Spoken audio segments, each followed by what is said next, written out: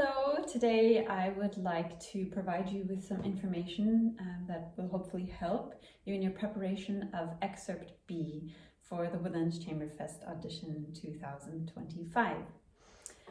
So Excerpt B is an excerpt from Mozart's String Quintet in C major. The third movement is one of the most beautiful movements in all of chamber music, in my opinion, and partly that's because I think there's such a big viola solo moment, and this is part of the excerpt that you have to prepare.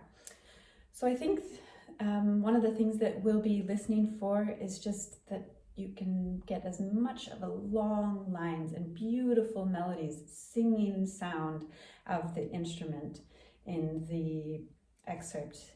It's also important that you know the score. Make sure to listen to a recording, look at the score, know what's going on in the other parts. As a musician in a string quintet, you're only one part of 5 parts. So it's important to know when you have the melody and when you don't. In addition, I think it's important to think about legato, especially over the string crossings. This has to do with the long lines.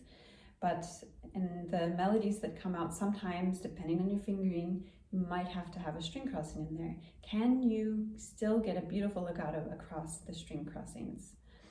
Also, within your bow, there shouldn't be any kind of portamento unless it's otherwise marked with dots under a slur.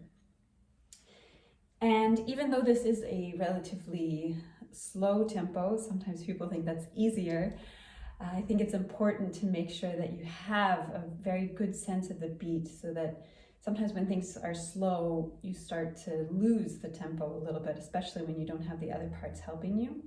So make sure that you have a good subdivision of the beat underneath whatever you're counting in your head. And finally, I think it's important that you think about what kind of vibrato you want to use. This is Mozart.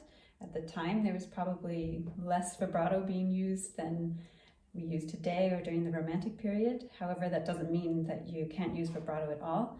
It should be tasteful. And I think it's also important to think about the bowings and the fingerings. It's relatively open here to your own interpretation on where you want to break the bow and what might make sense for hooking and when you shift and when you don't. Think about those things, and I'm sure you will prepare a great audition.